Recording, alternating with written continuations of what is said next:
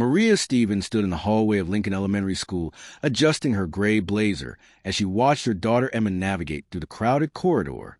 Emma was 12 years old with light brown hair pulled back neatly, and she carried her white cane with practiced confidence. Maria had worked hard to get Emma into this school, to give her daughter every opportunity despite her blindness. But lately something had been bothering Emma, and Maria was determined to find out what.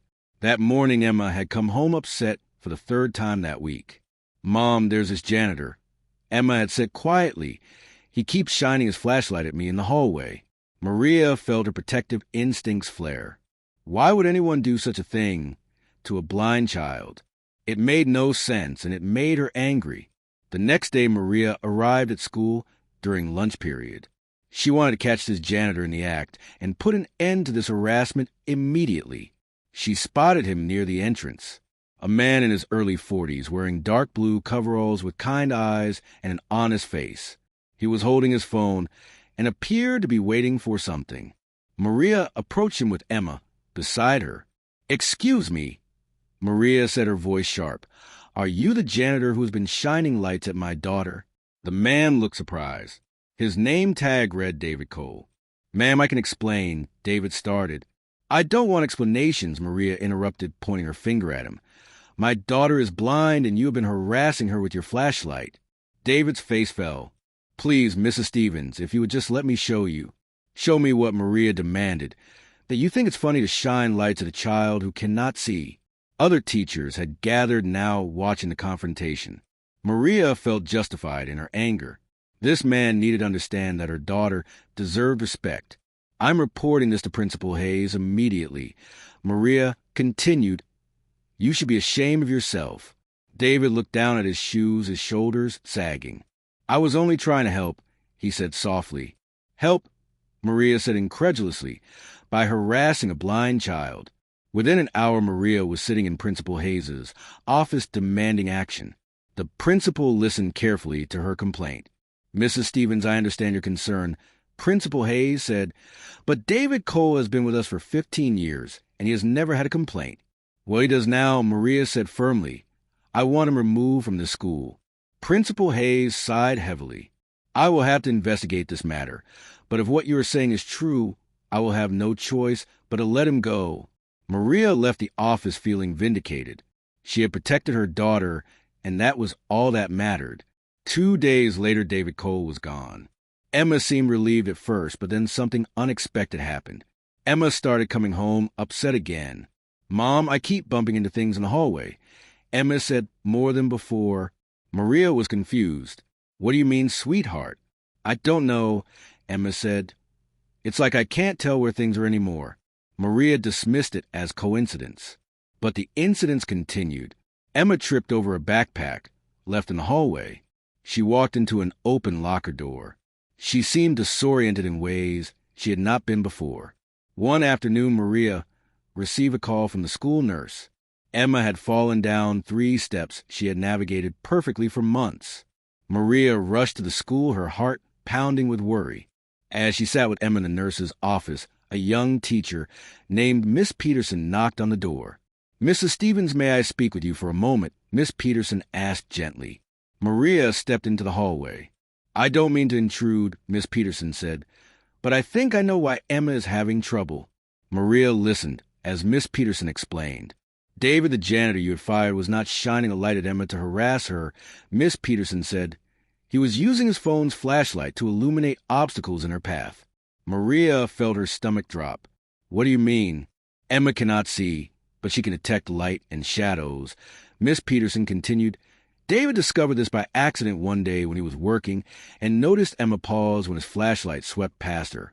Maria's hand went to her mouth. "He started using the light to help her navigate," Miss Peterson said. "When there was a wet floor sign or someone's backpack in her path, he would shine the light so she could sense the obstacle and avoid it." Maria felt tears spring to her eyes. "He never said anything. He did not want to embarrass Emma," Miss Peterson said. "He just wanted to help." Maria drove home in silence that evening. She had made a terrible mistake. She had been so focused on protecting Emma that she had not stopped to understand what was really happening. That night, Maria could not sleep. She kept thinking about David Cole and how she had accused him publicly and cost him his job. The next morning, Maria went to Principal Hayes. "I need David Cole's contact information." Maria said, "I need to apologize." Principal Hayes looked at her with understanding. "I was hoping you would come," the principal said, handing her a piece of paper. Maria found David at a small apartment complex where he had taken a maintenance job. When he opened the door and saw her, his expression was guarded. "Mr. Cole," Maria began, her voice shaking, "I came to apologize." David said nothing, waiting. "I did not understand what you were doing," Maria continued.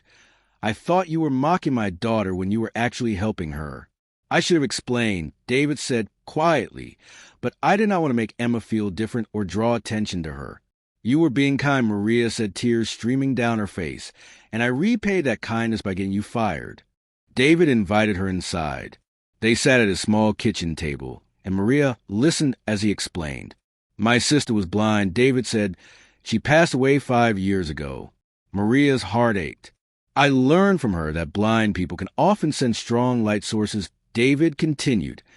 "When I noticed Emma hesitate near my flashlight, one day, I realized I could use it to help her avoid obstacles without making her feel singled out." "You were protecting her dignity while keeping her safe," Maria said. David nodded. "I miss my sister every day," he said. "Helping Emma made me feel close to her again." Maria wiped her eyes. "I am going to make this right," she promised. Maria spent the next week fighting for David's reinstatement.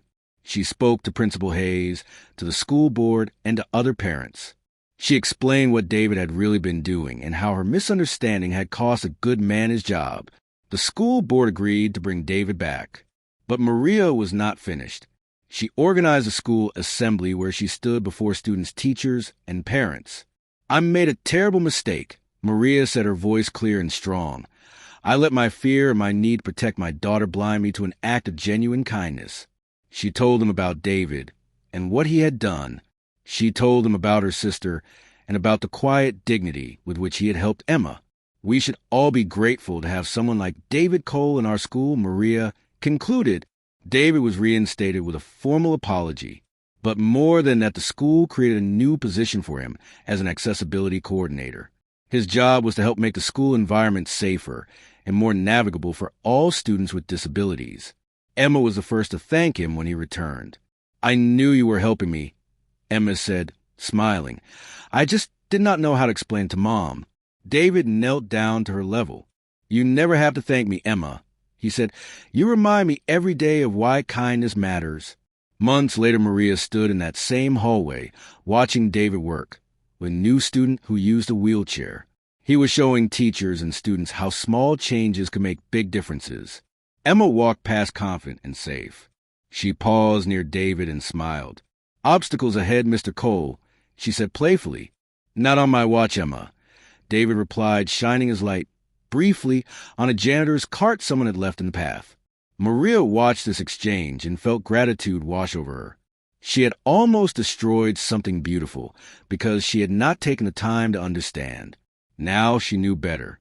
Sometimes the greatest act of protection is not shielding our loved ones from everything, but learning to recognize the helpers who walk beside them.